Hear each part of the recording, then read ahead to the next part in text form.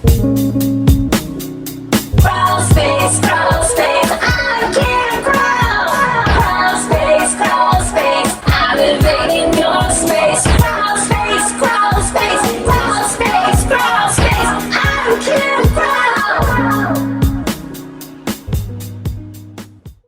Hi! Oh boy, it's Kral Space. I am running very late today. Hi, it's Kim Kral. I'm reporting to you live from my very, very hot closet. My plan was to do this like super early before it became 153 degrees outside. And, I was having technical difficulties finding my sound wasn't working and I couldn't get it. And it sounded like it was like super far away. And then I was like, fuck, my microphone's not working. So then I thought my microphone just like shit the bed. And I was like, oh man, what are we going to do? And then I took a nap for a while because, you know, when you get stressed out and you don't know what you're going to do, you just lay down. Anyone else do that? I just lay down in the dark and just stare off until, I don't know, where you curl up with your anxiety. So I lay down for a while and then I woke up and I was like, all right, I'm going to figure this out. I'm going to fucking figure this out. And longer than I'm proud of, I finally figured out that the microphone wasn't plugged in. So that's why the delay today, guys. I didn't check to see if the microphone was plugged in longer than I'm proud of, like a very long time. But here we are, and the sound looks great, and here we are. And I'm sweating in my closet, which is fun. I am really tired. I've had a long, I've just had a emotional, I talked I got a lot of fun feedback about the episode I did for my friend Wayne. A lot of people that knew him listened, and a lot of people that didn't listen. And I just wanted to make sure I did him, honored him in the right way and made it funny, but also touching. So thank you for listening to that. My buddy had a little like gathering memorial. I've been around a lot of people the last like week, and I'm going to get tested and quarantine. I think maybe both, just because, I've been around a lot of people, but for right reasons. You know what I mean? I'm not like partying it up in fucking Florida. Sorry, something happened that I'm just not going to talk about.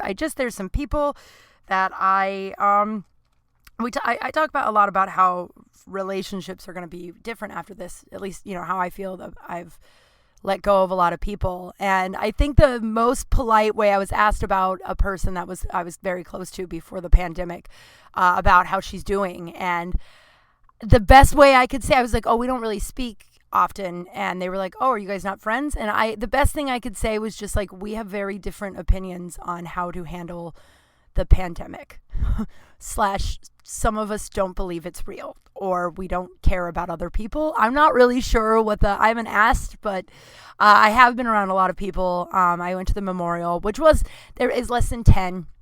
No, I think it was exactly 10. And it was all people that were like, oh yeah, we've been basically quarantined too. A few people are like, I'm still working, but and then my best friend and her family moved away yesterday, which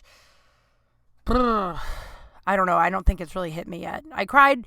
We went and all had lunch, and I cried a little there, and then I cried on my way home, and then I reached out to some people, some friends, and just that way I wasn't just like crying alone in the dark, which is, I recommend doing. You got to fucking feel your feelings, but also you don't need to just be alone in it. But it's just been I'm just really tired. My throat really hurts, but I think it's just because I've been talking a lot. I've just been yelling. Just kidding. But I have been around a lot of people because I was helping her move, hanging out with her kid while other people were helping her move, spending time with her, then brunch, then also the memorial. So not big partying it up, but I do believe to be responsible and not a hypocrite, because like I'm disgusted with people who are, just dude, I don't know. So I know this broad who like flew to another hot spot. I'm going to be vague. I don't think she listens to this at all. But flew to another hot spot and partied it up for a week and packed bars with no mask on for some dude, and then hopped on a plane and came back here to LA and hasn't quarantined at all. In fact, all of her stories are like, I'm back at the beach now. I'm in a restaurant. And it's just like, fuck, dude. I'm like, well, I went to a memorial for someone who passed away and my best friend was moving. So I've been around people for that. Those are two pretty major important things. But now I will be getting tested and quarantining and staying away from people just in case I'm asymptomatic. You know what? Like this particular person's like, well, I don't feel sick. And it's like, oh God, crack a book. You know what I mean? Like, go on the internet. And I know there's a lot of information about this virus and it's ever changing, and people who don't understand science are like, they don't seem to know. Of course they don't know. It's science. Like, the virus has mutated several times. Do you know how horrifying that is? I don't know. But so I'm going to blame my last 48 hours, 72 hours of just 72 hours of heaviness on that. I'm going to blame that on the fact that I didn't have a plugged in microphone, and I got real mad too. I was like, how the fuck is this microphone not working? I mean, so mad. When and then you're like, oh, it's like when you flip out at someone and you're like, fuck off, sir. And then you leave and then you have to come back and be like, I forgot my keys. That's how I feel about the microphone situation. Oh man. So yeah, I said goodbye to my best friend and her family yesterday. They're just family to me. And they didn't die and they didn't move to Europe. They moved to the East Coast and they're not going to stay there. I might be in denial. I don't know. They're like, we're just going to stay there for 6 months. She's pregnant. They're going to have the baby, help out his mom who lives there and all that. And then they're going to come back. And everyone else is like, yeah, they're not coming back. Why do you think they're coming back? I'm like, because they said they would. And I believe them. I don't know though. So maybe I'm in denial. And also his mom, who I adore, loves me. And she's like, you have a bedroom here anytime you want. So I'm going to be traveling to Maryland as soon as I figure out, after the baby, when it's safe for me to come see the baby. That's what my best friend's like. She's like, even if I had the baby here in LA, you probably wouldn't see us for a while anyway, just because having a newborn in a pandemic, my friend Romy and I are going to road trip to Maryland to see them. And it's we can't do it now. You know what I mean? If she had the baby now, we road trip there. It's the only safe way to see baby is if we quarantine for 14 days to make sure. And I don't think neither of us have a month to go to Maryland, but, so we, I don't know, man. So the memorial, so it's been a heavy, wild 72 hours. The memorial was Monday night at my buddy's house in Santa Clarita, and then Katie and Dave were going to leave yesterday, which is Tuesday. So Monday night, I go to the memorial. It's great. It's wonderful seeing old friends.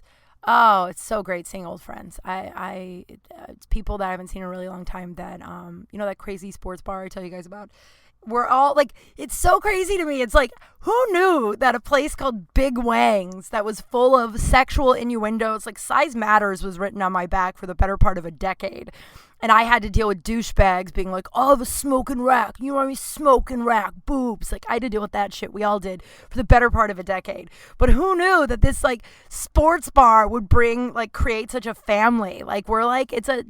It's like a sorority sister, family. I don't know. So I got to see a bunch of people I haven't seen in a long time. And we got to have a lot of laughs about Wayne and hug and eat. And it was healing and nice. So I come home. Oh man, you guys, I am who I am. All right. I am who I am. And I hope I never change. I hope I evolve, the way you do as you grow. And I know I am, but I like being a wild card. Not everybody likes me. I'm not everybody's cup of tea. I read today, I don't know how to say her name at all, but the broad from Fight Club, she was like, I'm not everyone's cup of tea, but I'm a lot of people's double shot of whiskey. And that's how I relate to that. I'm like, yeah, not everyone's I've always been weird. So I've always been weird. So I've always been a little bit on the outskirts, and I'm okay with that. So I come home from the memorial, right?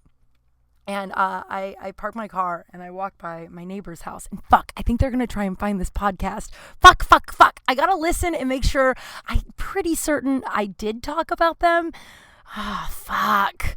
And that's fine. If someone I'm talking about, I know listens, it's well, yeah, these are both of our stories and you were there, whatever. They're I don't remember it that way. I can explain that away, but strangers who then I become friends with. So I walk by my neighbor's house and it's a couple and a guy and they're having beer and they're like, come in. And I come in And, oh man. Well, one thing leads to another, and the next thing I know, I am duct taped to their floor, covered in paint, while we're making some kind of very artistic videos. I'm not naked, which is good. I guess it's good. I mean, I did offer to have sex with them a couple of times, but they don't know me, so I don't know if they knew I was kidding or not. Like, I feel like if you're duct taped to anyone's floor, someone's gonna have sex, right? No one wanted to have sex with me. I don't know, or I think they thought about it. I was like, we all should fuck, right? Is that basically we were drawing pictures. Like they're very artistic. Like one's like an artist, like a painter, and then the other two are like photographer, like artists, right? And I model.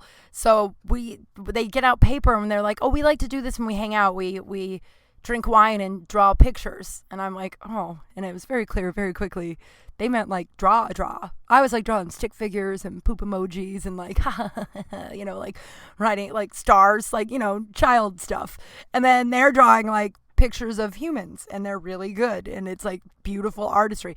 So we start doing that. And then one of the neighbors and I kind of get into it politically. And I don't understand, like, it's so interesting, like, the other side gets very defensive when you ask simple questions like, why do you say all lives matter? Do you not understand what Black Lives Matters mean? And if you don't, I'm willing, like, let's talk. I'll tell you what it means. You can open up the internet and Google 52,000 sources and it'll tell you what it means. But instead it's like he was thinking I was calling him stupid and defensive. Oh God, if they listen to this now, I don't know. But I did bond with the girl and oh man. I was like, oh, yeah. They're like, what do you do? You're a comedian. What are you doing during this? And I was like, oh, I have a podcast. They're like, we'd love to listen to it. And I was like, ew, I don't know if you should. I mean, I don't know if they should. Also, just because of, I don't know. It feels like a weird line. It feels like weird worlds colliding. But it's very easy to Google me once they know my name. I mean, of course they know my name. But once they know the spelling of my name, it's very like, there's one other comedian that's Kim with a Y. And she is a big black lady who has way more followers than I do. So she comes up first when you write Kim comedian and then scroll down and then I'm there. So it's like my name is, so they're going to be able to Google it. I was just like, oh yeah, I have a podcast. They're like, oh my God, we'd love to listen. And I was like, oh, I don't know about that. They're like, why? And I was like, I think I might have talked about you guys. And then I thought we'd just let it go, but I forgot how humans are. For the next couple of hours, she's like, so what did you say about us on your podcast? And I can't remember. I think it was just mostly about how, like, I don't want to be best friends with my neighbors. And that's wherein lies the problem. I think we bonded. I mean, obviously, you heard the story. We were talking politics. Then I was just like, let's maybe stop talking about it. Because I was just like, is there a possibility? I was like, dude, you're a white male, straight white male. And sometimes you can tell, not at all. I know tons of straight white males who are like, yeah, my experience is way different than yours. I have a lot of privilege just for these three things. But there's a big chunk of them who get real defensive. And it's like, well, I've never raped anyone. And it's like, no one said you had. Why does it have to be about you? And so he was one of those that, and I was just like, is it possible? You were sitting here with two women and a man, my neighbor's Japanese, so the other neighbor's Japanese, and a man who's not white. Like, is it possible that we've had very different experiences living in this world than you have? He said no. He was like, you got to understand. Wow. I don't know. Are they going to listen to this? I don't know. And I'm afraid to say too much because what if they do? Maybe I'm flattering myself too much. We're like 21 episodes in and maybe they just won't enjoy it that much. Oh man, fuck. And that's the thing. Like, we bonded hardcore. So then we come out, the girl roommate and I, we go into the kitchen. And she, kind of talks about how it's been rough for her with his conservative views. And the further we go into this pandemic, the more it's becoming apparent, right?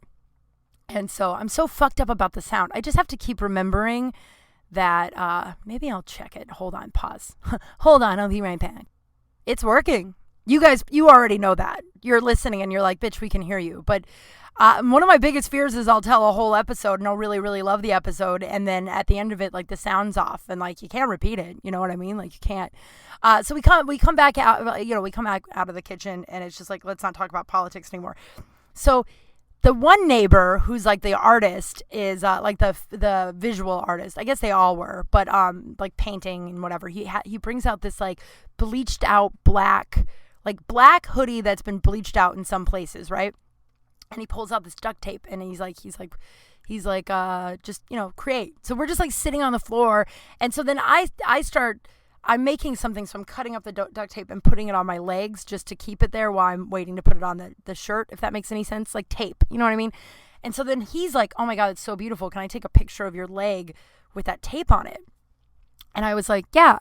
So then he was like, can I put a little more tape on it? I was like, yeah, duct tape my whole leg. So he duct tapes my whole legs and now I'm like kind of tied up. And then he's like, can I paint you? And I was like, yes, but I love this dress, can't get it on the dress and I don't want it in my hair. Those are my boundaries. And then he brought up fire at one point and that paint was pretty flammable. So like a chunk of my leg is kind of missing, but it's fine. That's I know I throw stuff out there like that because when I went to brunch yesterday, they were like, what the fuck happened to you? Because I couldn't get all the paint off of me. But so, yeah, he's trying to light the duct tape on fire, but then my leg caught on fire, which was painful. But I was like, yeah, no fire. He's like, oh, I don't know, I got you. And then it was fine. And then yesterday I was like, oh, like a chunk of my leg is gone. It's fine. I'm a person you want in the apocalypse on your team. I'm very tough. And it'll be a fun scar, I guess, to tell the kids. Whose kids? No one knows. So now, and then he pulls out a mask. Like I'm kind of excited for the videos. I don't know if it got weird though. And like, it'll be weird between my neighbors and me because I haven't heard or seen them since. So around 5 a.m. I was like, I got to go home. I got to get up to say goodbye to my best friend. And so I go home, I get into the bathtub to get this paint off, and it's basically all red paint. So my bathtub still looks like a crime scene. I gotta fucking clean that. I just don't know how to. So I get it off, but I can't get all of it off, right? So there's still some on my face, and there's like chunks on my leg and a little bit on my chest. So then I go to brunch to meet Katie, Dave, and all of our friends. Like, not every, but like 7 people. And I'm sitting there, and they're like, what happened? And I'm like, I was on track to going to bed early last night. Then next thing I know, I'm duct taped to a floor, being painted and photographed at 5 a.m. You know what though? I don't know. I know that like this isn't the life for everyone, but I'm enjoying the life I chose. I love that I get to live experiences like that. And, it might just be a little weird for me and my neighbors for a while. It's not like we all fucked. I feel like it'd be way weirder if we had an orgy. Not that was on the table. Oh, God, what if they listen to this? But here's the cutest thing about the red paint. I am so goddamn hot in here. Oh, God. Okay, so here, this is the summertime. It's now finally feeling like summer. It's now 100 degrees. It hasn't been yet this year. I knew this day would come in this podcast. I knew it would come where I would just be dripping sweat. Like my boobs have boob sweat and I don't have big boobs. You know what I mean? Like, it's hot when my little boobs are sweating. So the cutest part about the red paint. So Wixom is, Katie and Dave's kid. I've talked about him a ton. He's 3 and he's in my lap and then he's like he's next to me in my lap, whatever, right? And he kisses my arm and then he kisses my chest and he kisses my other arm and then he goes to my leg and kisses my leg. And I just thought he was being cute, right? I was like, oh, he's being so sweet. No, he was being even sweeter than one could ever imagine.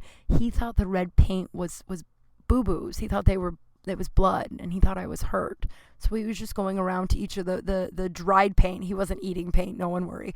And kissing where he thought I was hurt. I was like, I'm gonna miss you so much. I'm watching Star Wars this morning and last night just to because he knows more about Star Wars than I do. He's 3 and I grew up with Star Wars. Oh God, I miss that kid so much. And so I have all these embarrassing moments at Katie and Dave's house, right? I don't know if I've ever talked about this on here. God, Guys, I'm doing the best I can, keeping track of shit I've talked about on here, but it is a job of work. And then it's also, it's one thing to write everything down. I mean, I'm pretty close to being done. I'm about halfway done. That's a bold-faced lie. I'm about halfway done of like writing down everything I've ever talked about. But then it's also kind of a moot point, because then I like get in here and I can't like reference, all the episodes have I ever talked about. So here we are. We're going to talk about it. And if I have, maybe we'll learn something else in the whole thing. So the multiple embarrassing moments I've had at Katie and Dave's, I mean, so many, but like I've blown out their toilet. Oh, here's your poop scoop for the day. You ready for your poop scoop? I have blown out their toilet on so many occasions. So they used to have this nanny. I called her the shitting nanny. They for obvious reasons, in a little bit you'll know why they didn't find it that funny, but man, I thought it was one of the funniest fucking things. This woman would show up every morning 15 minutes late, and then walk into the back of their bath, go straight to the bathroom, and blow out their toilet. Blow it out. No fucking shame. Like stains, explode in their toilet every day. And then no shame. But then one time Dave goes in there and he touches the sink and it's dry. So this bitch, not only is she blowing out the toilet, she's not washing her hands afterwards. So and then going and playing with their fucking toddler. That part I didn't find funny at all. That part made me want to hunt that woman down and slit her throat in the street. That kid's my favorite person. That's a little extreme. I find her, I throw her in the ground, I pull out a knife, and I'm like, you know why. That's a little scary. But so then Dave goes to her, and he goes, hey, Lucy, you have to wash your hands after you go to the bathroom. And you would think her response would be like, oh, I do, or like, oh, I use hand sanitizer, or something, or like some kind of embarrassment or acknowledgement that her not washing her hands is not okay, right? Instead, she goes, oh, okay. I laughed so hard when Katie, but I kind of get it, Lucy. They're this shitting nanny. Every time I go over to their house, it's like my body knows. Oh, we're going over to the Dickersons? All right, well, let's get a big poop gearing up so you can explode in their toilet. And when Roger, our friend, moved away, they had this party, and way before COVID. And so I was on I feel like we have to say that now. We were all on their porch, right? I felt one coming, and it wasn't like a good one. It was going to be a good one, but it's one of those that you really want to be home for. You want to hunker down in the privacy of your own home and really let yourself get after it. Gross. Why do I say shit like that? And so it was like, I was like, all right, well, I'm going to take off. And Roger, who's like one of my best friends in the world, we're like family. He's like, why are you leaving? It's 7:00. I leave tomorrow. You can't leave this early. And I pull him aside and I'm like, I'm sorry, Roger, but I got to get home. I am going to shit all over everything. I'm not going to go. I'm going to shit and I'm going to go home and just poop all over my house just for fun. But it's going to be bad. And I'd like to be at home for this. And Roger loudly in front of all of our friends goes, you're not going home just to shit. We're family. Go in the back and shit at Dave and Katie's. You've done it multiple times. Go there. I'm leaving tomorrow. I might take off my shirt. I'm so hot. And poop. Oh man. And it was a big one. It was a big one. And then you have to walk out, and just the walk of shame has always been different to me. Like, walking out of a house of some dude you just slept with hasn't ever been really shameful to me. Like, anybody that's society telling us we should be ashamed of sex. Walk of shame to me is, well, I experienced it again yesterday, but the walk of shame to me is, after everyone knows that you just blew out the toilet and walking out and trying to act like it, the only thing you can say is, I lit a match, so it's safe to go back there. So Dave, and then another morning, Katie was at work. This is a while ago. Katie's at work, and Dave had to go to work, and I don't know, for whatever reason, I was going to go hang out with Wixom for a few hours while they both were working, right? But Katie was already at work, and I had to be there by 9 so Dave could leave, and I tried to get the poop out as much as I could, but there's still, when it's like there's still some lingering, and if you have the time, you'll hang out on the toilet, but sometimes you don't, so you're just like, guess I'm going to have to find another toilet, and just keep finding another toilet until it's all gone. Why is poop? I also realized yesterday, this is so gross, not yesterday, 2 days ago, we were sitting in a group of people, not a big group, remember, I was helping everyone move, I'm getting tested and quarantining, okay? And we're sitting there, and we're talking about glue. I was like, oh yeah, I used to eat a lot of Elmer's glue. Eat it. Like, they were like, you mean put it on your hands, let it dry, then peel it off. I'm like, oh, I did that too. But while I was driving, I put it in my mouth and sucked on the Elmer's glue like it was a bottle. I can't believe I think I have a lot of shit I did that I never thought was really that weird. I mean, obviously just straight eating glue, I knew it was weird, but I hadn't thought about it in a long time. And Katie looks at me and she goes, you ever think that maybe that's why you've had all these bathroom problems all these years? You just straight up ate glue as a child?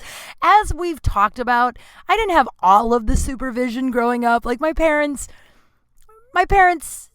you know, they were colorful, and I don't think they really cared that much what I was up to for all of the time. I mean, obviously they didn't. I put a lot of shit in my mouth that I don't think I was supposed to, like glue, for instance. So we're back at this. So I go over there. So I'm like, you know, I finished the best I can, but I know there's going to be more. So I get over there and I'm like, fuck. And then the second I get over there and Dave's talking to me about like, oh, you know, Wixom's lunch in the fridge. This is what you got to do. We'll be back in this time, blah, blah, blah, blah. My brain is like, I'm going to shit. Fuck. What am I going to do? Do I tell him or do I just go to the bathroom? Do I tell him or do I just go to the bathroom? Do I tell like, and he's talking and I'm not listening. I'm just sweating. Like I'm going to shit my pants. So I'm like, I'm going to go to the bathroom before you leave. So thank God. And if you aren't one of these people, you need to be one of these people immediately. It's kind to your guests, okay?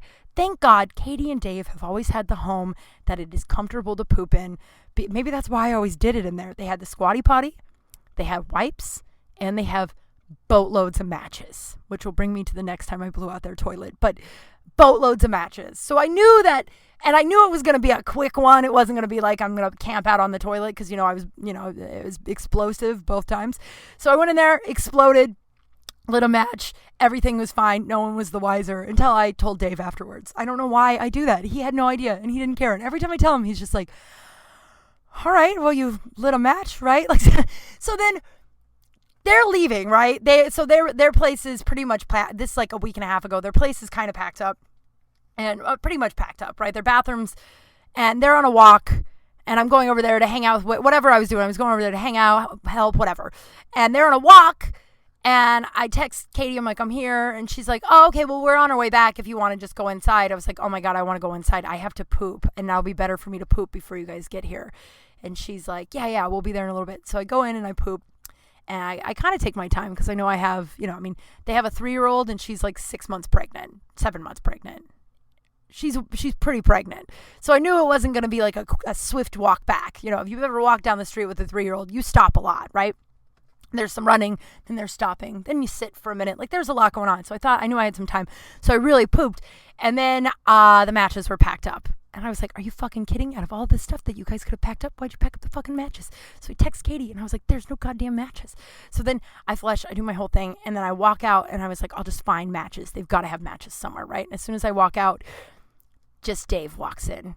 And the look of sheer terror on my face. I'm like, don't go into the bathroom. He's like, what? I was like, I didn't know you would be back. I can't find any matches. Why'd you guys pack the matches? And he's like, oh God, okay, just give me a minute. So he gets matches and he's like, here, keep those. And and Katie, and then I look at my phone and Katie's like, oh, Dave's coming back first and the matches are here. I'm like, again, this information would have been cool 6 minutes ago. So before they leave, like, I don't know, a couple of days ago, we're all sitting around and Dave goes, I do expect you to blow out our toilet one last time. Like, I expect for like old time's sake, something embarrassing there. I did not do that. But when we got to kitchen 24, we were sitting outside on the patio. And because that's what's open now in the Brave New World. And we're sitting outside, and then Romy, Wixom, and I go inside. I got to go to the bathroom. So I go to the bathroom, and I shit my brains out, and the toilet won't flush. The fucking toilet won't flush. And that's where you, like, contemplate. You know what I mean? You're standing there. You're at your friend's restaurant. And you're like, oh, God, what do I do? I tried to fix it because I'm pretty toilet savvy. You probably know that from all of my shitting, embarrassing stories. I know quite a bit about toilets, but I couldn't figure this out. And so I was like, all right, I went from, do I pull it out of the toilet and throw it away? I've already done that. You all listened to that episode. A lot of people messaged me and said that they'd never look at me the same again. And that's not why I didn't pull it out of the toilet because what people thought. It just the last time it wasn't a solid plan like I thought it was going to be. You know what I mean? Like, there's a lot of shame inside my brain where I was like, you could never tell anybody about this. So, and then my next thought was, I guess you just leave. I guess you just leave and you never look back. You don't talk to any of these people ever again and you leave. And then I was like, or you're Kim Kral. They know exactly who you are. And then I walked out and I was like, Romy, I plugged the toilet. And then I walked out to the patio and I announced it to all of our friends. And it's funny because Dave's partner's there, who I don't think I've met several times. Like, I think we've met in passing, but like, he just, I don't know. So the day that we spend any kind of time together, I blow out the bathroom and then I'm covered in paint. And I'm a good person, you guys. I'm a good person. But all the embarrassing stories I had at their house, I don't know if I ever told you. So I'm dripping. Oh my God, my boobs are dripping sweat. This is bananas. It's kind of exciting though, because I don't get to have boob sweat often because they're tiny. Yeah, it's so many embarrassing stories. So, and it's always when they're out of town. So I was watching their cat while they're out of town, right? And I go over there one afternoon. And I open up the door and there's this like older couple sitting on the couch. No one's supposed to be there. So I scream like, ah! And in my defense, they looked at me like it was crazy. Like, you're the one in someone else's home, right? I mean, I am too, but I got a fucking key. I guess they did too, but they just stared at me. And I was like, hi, I'm Kim. I don't look great in this story. And they just stared some more. And I was like, I'm Kim. And then they stared some more, and I went, I'm Kim. And then Dave's buddy Jason is standing in the hallway, and he goes, oh my God, they know you're Kim. These are my parents. He used to live there, so he had a key, and he lived out of town or some shit. So he was coming by to go to the bathroom. I don't know, but he's like, oh my God, they know he's like, this is Katie's best friend, Kim. So then I walk over to them. Oh God, I walk over to them, and I go, I'm Kim. And he goes, oh my God, stop saying that. And then I went, I'm a hugger. And then I went in and I forced his parents to hug me. And then I fed the cat. Then I awkwardly rambled for a while. And then I left and I was like, oh, it's so embarrassing. And I get to the car and Katie had texted me. And it's like, oh, by the way, Jason and his parents are going to be there. And I was like, that information would have been really cool 20 minutes ago. And then another time they were out of town, I walk in and I get off of work. So it's like 3 a.m. and I walk in.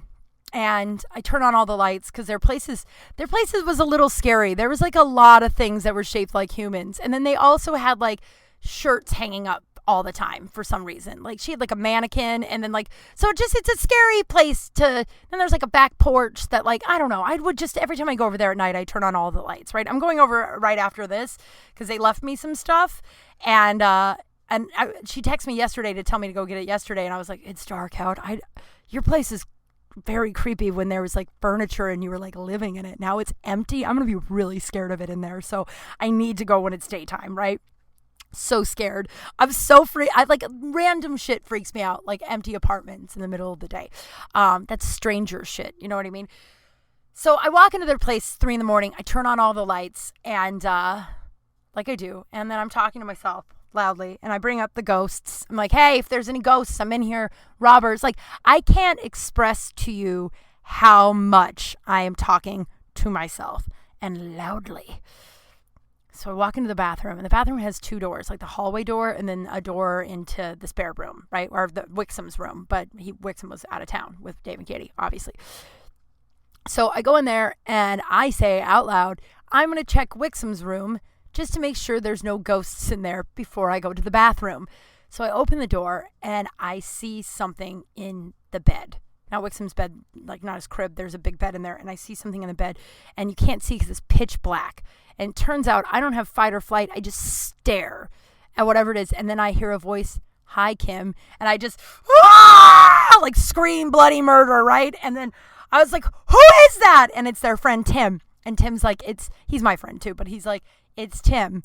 And I go, oh my God, how much of all that did you hear? And he's like, all of it. And I was like, oh God, that's so embarrassing. I didn't know anyone was going to be here. Again, you would think they would let me know when people were going to be at their house. I think it was like one of those situations where they weren't sure if he's going to come this day or that day. I don't know.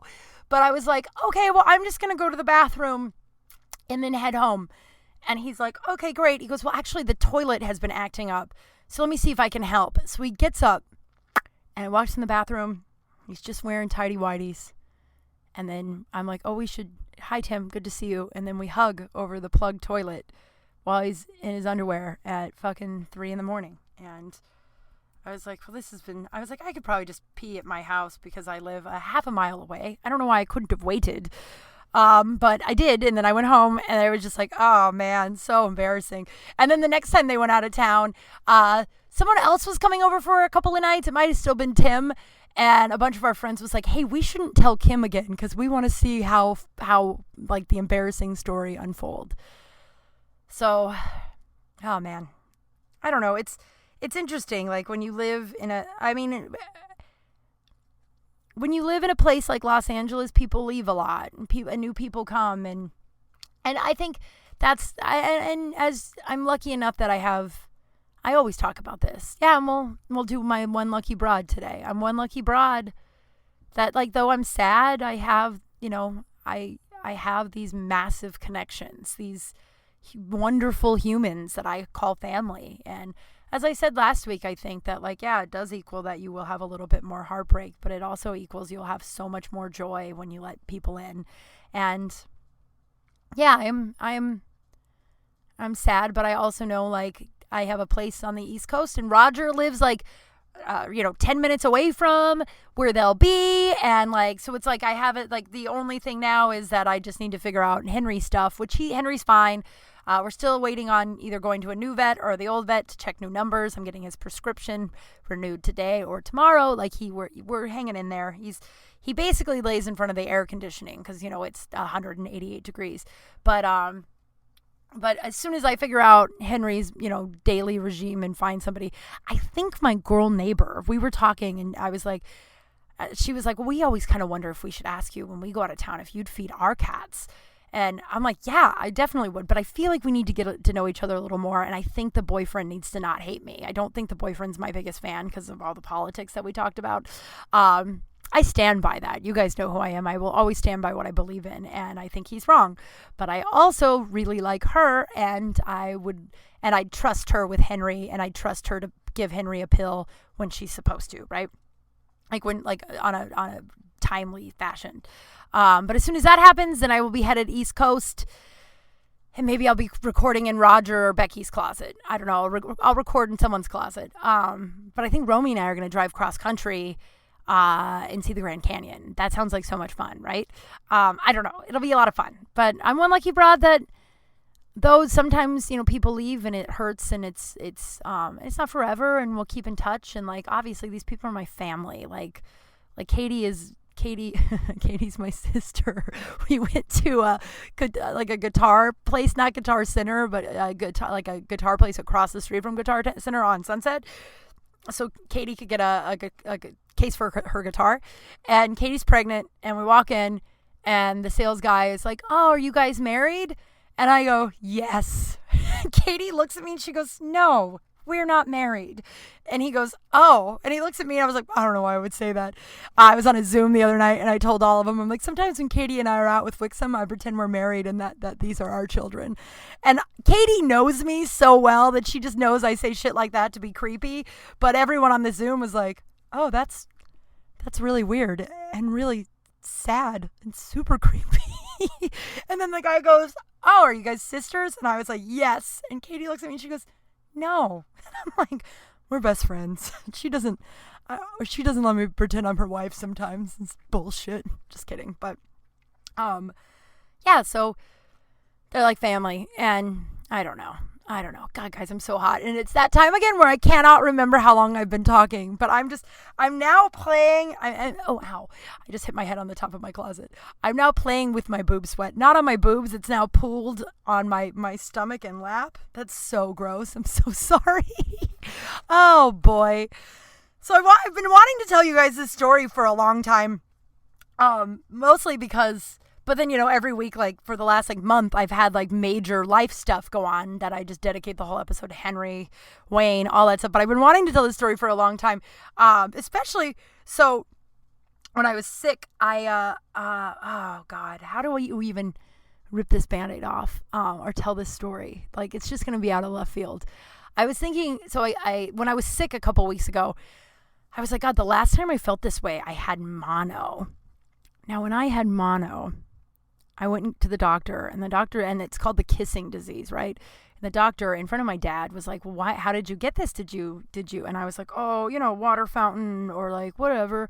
Really, I made out with the whole rugby team, and then I got mono. Maybe not the whole rugby team, but like probably 3/4 of it. I went to a party one night with my friends Amy and Valerie in college, and we walked in, and we were all pretty much make-out bandits, right? Like, Amy and I made out with everybody. Not everybody, but, a chunk of dudes. And then we also used to make out with each other to get, and they would pay us. That's so, I don't even know. It didn't seem weird at the time, but now years later, I'm like, wow, we really did do that. But like, girls would always get really pissed off about it, and we would be like, whatever. Like, one time we drove to Denver, and we didn't have, we drove to Denver, and we were broke college kids. So we didn't have any gas money to get back. And so we made out, and we got like $40. So we're like, not only did we get gas money to get home, but we also bought a bunch of Taco Bell just for making out with each other. So we walk into this party one night, and we're like, we should have a competition to see who can make out with the most people. And this was after that cheerleader guy that I told you about a couple episodes ago had told me that he had a competition to see who he made out with, like 14 girls in one night. So we'd been talking about it quite a bit. So we decided. So basically, we walked into that party, made this competition. Amy and Valerie found 2 dudes, and they just made out with them all night. And I was like, it's go time. I'm going to make out with everybody, and I'm going to win. Oh, and I got mono. It was the rugby house, too. Those dudes are fucking hot. So well done, Kim, right? Oh, there's a guy named Rob. Oh, Rob. I think about Rob all the time. Rugby Rob. He was so hot. He dated my roommate for a little bit, and I came home one night super drunk, and I walk in, and Rob is sitting on the couch with my roommate, Sarah. He's got his arm around her, and I'm super drunk, and I'm like, oh my God, you're dating Rob? And she's like, well, we're getting to know each other. And Rob's like, hi, Kim, how are you? I'm like, oh my God, Rob, you're so hot. Like, I knew Rob well. He worked at the UC. I'd go down there all the time. I was like, I go down there all the time just to look at you. I don't even have homework. I just go down there so I could stare at you. And then I thumbed up God. I was like, well done, universe. You created a super hot one. Well done, Sarah. He's hot. And they were like, so Rob was hot. I didn't get to make out with Rob the night of the rugby. But I did make out with this guy, Terry. Poor Terry. Terry followed me around the rest of college, just being like, remember that one night we made out? And I never had the heart to be like, Terry, I made out with like 13 other people that night. I think I made out with Terry the most. And then Terry knew I was with Adam, with air quotes. I don't know. Adam and I were. So then he found out when Adam and I were on our off period that, Adam had said a lot of really bad things about you just to like get me to not like Adam anymore. And, oh, poor Terry. But man, so I got mono from making out with the rugby team, right? Like half the rugby team.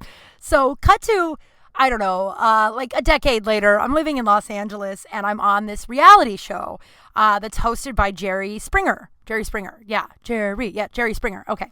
I was like, Jerry Seinfeld? No, that's the comedian. I should know that. Sorry. I'm really hot. I'm so sexy. So Jerry Springer hosts it. It's called Baggage. So basically, the premise of it is there's one contestant, in this case me, and then there's one person and then 3 contestants. And so each of the 3 contestants have 3 sets of baggage. One tiny baggage, one medium baggage, and then one huge baggage, right? And so the first round, oh my God, you guys, I'm so hot. What degrees is it? Oh, I don't think it'll tell me what degree. Oh, it's 91. What a nightmare. I just burped. What a full-blown nightmare. So then the first round, they give their little baggage, right? And it's so rigged. I don't even know if this thing is on anymore, but and I don't know if I signed a contract. It was like 10 years ago, so it's probably fine.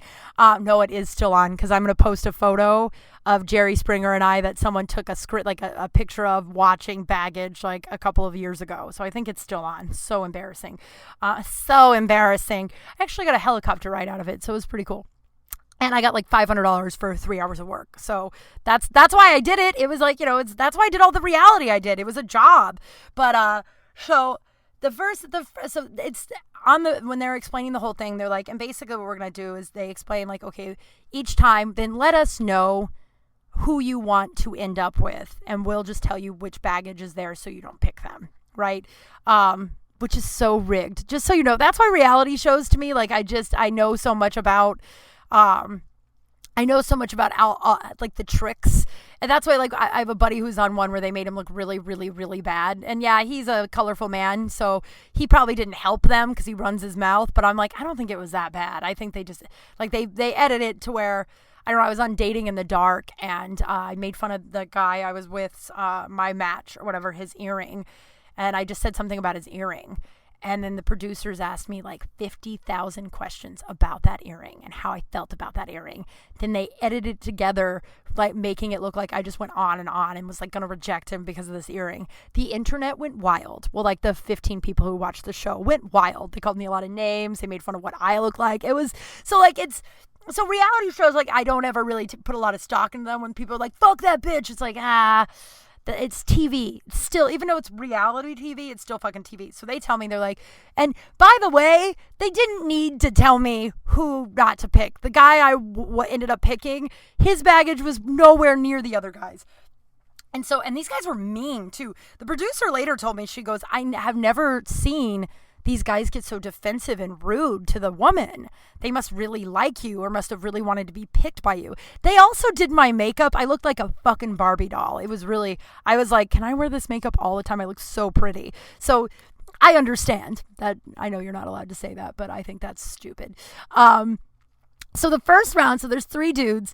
The first round, a guy, his little baggage is he collects human skulls. I'm going to say that again. The smallest baggage of his 3 baggages is that he collects human skulls. Yeah.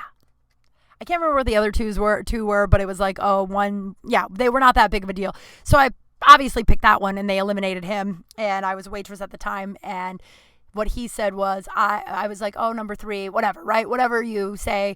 And he was like, well, I wouldn't want to be with you anyway. I don't want to be with some waitress, some loser waitress. And it was just like, okay, buddy, have fun with your fucking human skulls. The best part about that guy, I haven't been able to get rid of that guy for years. I wouldn't be surprised if he's listening to this. I think we're friends on Facebook.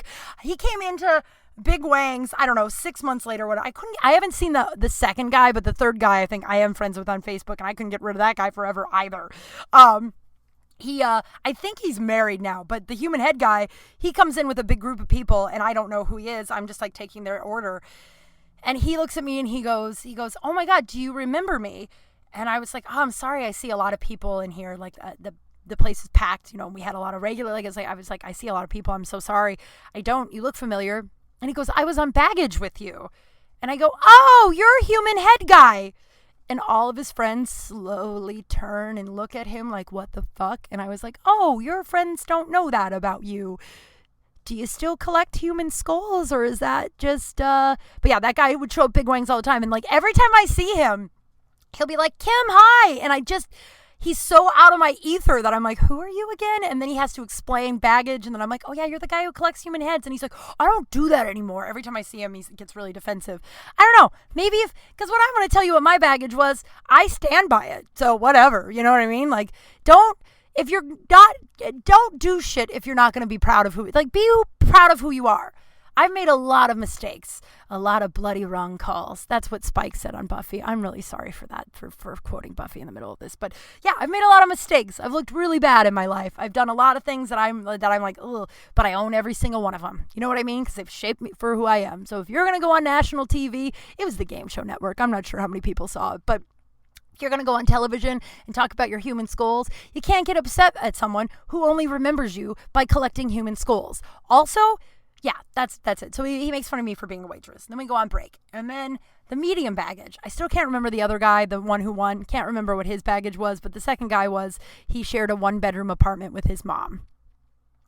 And he was like, I don't know, 30. which I know Los Angeles is expensive. It's no judgment, but I'm not going to date that guy. And also it's a game show. So the other guys was like, oh, I, don't always sort my socks. It was like something very stupid that was just like, I don't know it, but, or like my parents are divorced. I don't know. It was something that wasn't that big of a deal. And then, so I picked him. Then what happened, the next thing that happened, so maybe you don't see the guys. I can't really remember. Someone will look this up and watch it. If you want to have a nice time and watch this show, who knows? I never saw it, and I probably never will. I don't like to watch myself on those reality shows. You're hypercritical of yourself. I don't know, whatever. And then you're like, I can't believe I said that. So then you go sit on the couch and you talk to Jerry Springer for a while. You get to know Jerry Springer, and you talk about each guy. And then he gives his final baggage, the guy who wins. He comes and sits down. You can ask him a couple questions, I think. This was, again, a long time ago. And then he shows you his final baggage. And then you're like, do you just want to walk away or do you want to pick him? And so I picked him. It wasn't that big of a deal. So then the final round is they show him my baggage. And then he has to decide if he wants to walk away. So my baggage is, I told them that I had made out with the rugby team and got mono. They wrote, hooked up with the entire rugby team and got mono. And like hooked up is just such a vague term. Everyone has a different definition for it. So it looks like I fucked the rugby team and then got mono. And then the guy still picked me. Like I said, they did me up like a Barbie. I had high heels on, a really short dress. I looked stunning. So I guess that didn't upset him at all. The funny part about that, so there's a couple things after that. So the winner, whoever I picked, got a helicopter ride for 2 all over Los Angeles. And me, for doing it, I got that anyway. Now, they didn't make us go together. We got separate. So then they interview us about how excited we are to go on our date. But like to the world, it looks like we're going to go on this helicopter date together. But they gave us separate packages so we can do it on our own. And so we're supposed to act like we're excited that we picked each other and like whatever. They're like, just pretend that you're excited to go on the date and you really like each other. It's fucking reality television, right? It's fucking reality television. This fucking dude. So, and then I get whisked away. They're like, all right, you're a wrap for the day. I think his name was like Matt or something. They're like, Matt, you're done for the day. Bye-bye. And then they like, Kim, we got to interview you some more about the experience or whatever, right? So then I get done. I go into my dressing room and the producer was like, here is Matt's phone number. She's like, it was really weird. He asked if he could wait for you. And I was like, oh, no, I think it's better if you don't do that because that's fucking creepy. And because then this is also a job. Like anyone who's like, I've done a lot of dating reality shows. And there are a couple of people who are like, wait a minute, you picked me. Why aren't we together now? And it's always a bad look because we're like, it's fucking Hollywood. No one, like, it's not The Bachelor where you spend 12 weeks together and then you get engaged. And also, if you look into those stories, most of them get break up. They have a contract to stay together for a long time in order to just keep this wedding ring and their endorsement or whatever, right? So it's like, it's not real. It's not. So anyone who's like, well, she picked me for the date. I was on a show one time where the guy in the middle, I can't remember what had happened. Oh, I chose him, but I chose a different guy. There's 2 dudes and I chose one of the guys and not the other one like you're supposed to do. And the one I didn't choose flipped the fuck out and like stormed out. Was like, fuck you guys, fuck this production. I can't believe you set me up to get rejected on TV. And left. And the production's main concern was he left with their like $1,000 microphone. So they had to go track him down. And they're like, what a lunatic.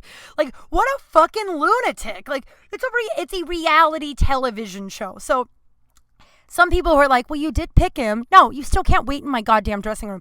So the producer was like, no, I don't think it's a good idea for you to wait for her. That's a little odd. And he's like, all right, well, can I have her phone number?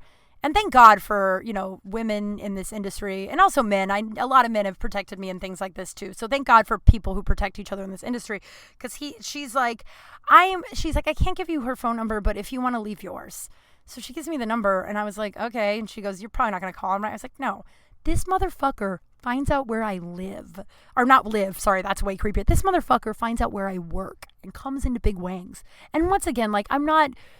One of the downfalls of the life I have chosen, not downfalls, but like I'm very easily located. And over the years, I've had experiences where it's like, oh, like on my Facebook, I had to make it like I approve if you tag me in a location because people have tagged me in locations. And then some of these like weirdos show up and they're like, oh, hi, I saw that you were at this place and I thought I'd come by and say hi. It's like, why would you ever think that that was a thing you should do? Guys, if you're listening to this right now and you're like, I've done that before, stop doing that. It's not charming. It's not great. It's, if the girl wanted you to be there, she'd directly invite you there, one, or two, if you had that kind of relationship, you'd have her phone number and you would be able to text and say, hey, I see you're at Elbow Room. I'm in the neighborhood. Can I pop by and have a drink? And then she'd go, yeah, I gave you my phone number because we're friends or we have that kind of relationship. Finding where someone is on Facebook and showing up where they're at is fucking creepy. And I don't know who else needs to hear that, but if you're in your mind going, well, but, nope, no well buts, I'm telling you that is a hard line in the sand. It's fucking creepy. It's unsafe. When whoever you're doing it with isn't like, what a charming guy. It's like, why are you here? Oh, you went on my social media, saw I was here, and thought it was a good idea to show up? It's weird. So I have it, so it's private, and I don't want people to know who I am. But he found my Facebook, found out where I worked, and spent the better part of a year showing up and just trying to talk to me.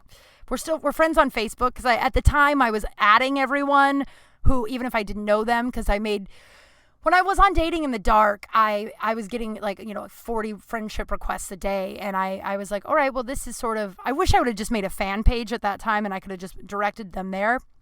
But I was like, well, this is what you want to do and you want exposure and a platform. So I was accepting everyone. Now I'm much more, I don't accept everyone on Facebook. I just send you a fan page because it's which I update. But it's too hairy for guys like Matt who just show up to your job over and over and over again because you picked him on some reality show on the Game Show Network hosted by Jerry Springer. Who the fuck would think that was fucking... So the best part about all, oh, this must be love. And I guess I get it where you guys are like, we got to shoot your shot. You know how you shoot your shot? You gave me your phone number and I never called you. I didn't ask for your phone number. You left it in my dressing room with the producer and I didn't call you. So you did shoot your shot. I just didn't want, I said no. And I don't owe you a text to say I'm not interested because I didn't, right? So, I think I'm getting defensive too because there's a chunk of the male population who, when you explain your experience with this sort of thing, goes, yeah, but, well, you gotta, no, I don't have to do anything. Well, but no, I don't owe you anything. Do you know how many, I reached out to a guy that I was told is good friends with an old teacher that I want to contact because his name is Mr. Hauser, and he changed my life and also gave me a lot of confidence, it's one of those teachers, and I wanted to reach out and email him and just thank him, right? I know it's been 20 years, but I just, whatever, just let him know that he did his job as a teacher, and I'm a writer now, and he was one of the people that pushed me to write, and so I was looking for him. He's not on social media, but I went on my high school Facebook page or something and asked if I can get in touch with him, and everyone told me to contact this guy on Instagram who is good friends with Mr. Hauser.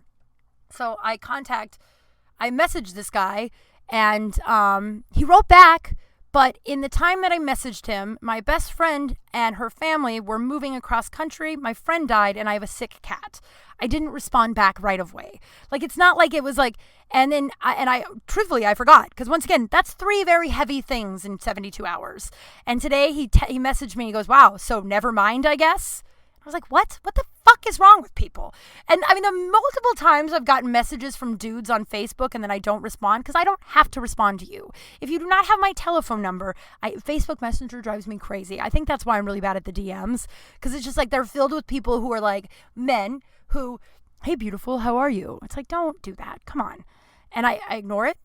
And then they say, hi, beautiful, a couple more times. And then when I ignore it some more, they turn and shoot your shot, I guess. But if I don't respond, which I do not have to, I do not owe you an explanation. I did not give you my phone number. We've never talked. I do not owe you an explanation for me not responding to you. Then they turn and call me a bitch. And if you don't believe this happens, ask literally every woman you know. This happens to us all of the time. So it's I don't owe you anything. I just went on a really big rampage. So yeah, that guy showing up to my job was fucking weird. But so the funny part about this whole show, I have an old friend who we're no longer friends, but at the time we were very, very close, and I was very close to her family. Actually, one of the biggest sadnesses about not being her friend anymore. I don't really miss her. She was a mess, but I love her family so much. Like her family was like a second family to me. I miss them, but some people just aren't healthy to be in your life. So at the time I was really, really close to her, and I was getting close to her family. They watched Baggage, right? And so for a couple of years, they before we all got close, they were like, yeah, great, Kim's great, I guess.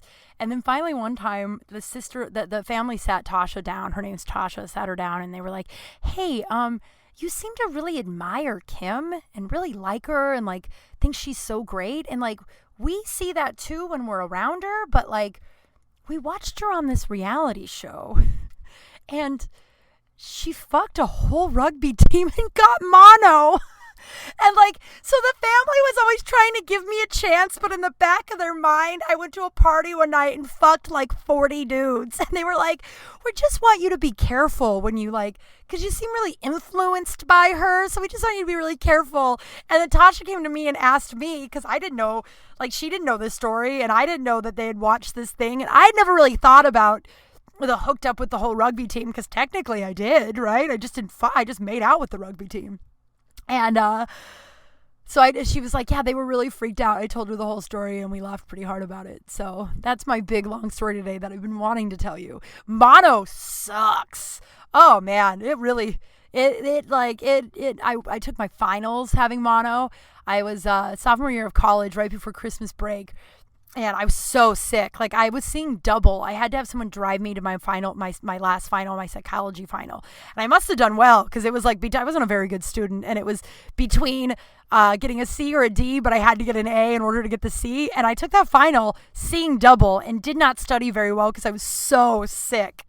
And I lived with the fraternity at the time, right? And they were always having these, like one night, I'm so sick, and I walk out, and Chris, my roommate, had a party, and I walk out, and I was like, and I look sick, right? I have mono. If you've ever seen anybody with mono, they're fucking sick. We didn't know I had mono at the time. For as far as like, no, I'm not upset at Chris. Obviously, it's been 20 years, but like, who knows? Like, he was probably just like, oh, Kim's just sleeping, right? I walk out, and I was like, is there any? I'm like sweating. I'm like, is there any? Kind of like what I look like now. Is there any way we could not do this in here tonight? And they're like, Kim's sick? Why are we here? And my roommates, God love them, kept knocking on my door if someone was calling. Finally, I wrote a note on my door that was like, if Jesus Christ himself calls me, if the place is burning to the ground, do not knock on this door. Like, I was so sick. I finally went to the emergency room because I couldn't keep anything down. I couldn't swallow anything. It was awful.